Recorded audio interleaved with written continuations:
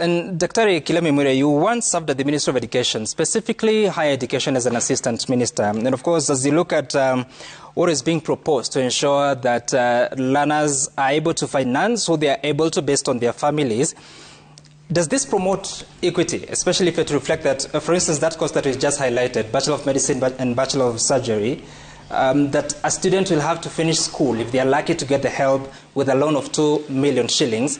But also, how do you weigh the means testing formula? How well are you able to know who qualifies for what at what time? Yeah, thank you. Thank you, Getuko. That's the idea, like Munyasa said, the idea is not a bad one because there are a lot of, students in the university who can actually afford, especially if you consider that the majority of the students in our universities come from the privileged schools disproportionately. So they come from schools where they've been in academies, their parents are able to pay that, they're able to pay for expensive secondary education. But there is a group that will find it very, very difficult to make it through, as is the case now.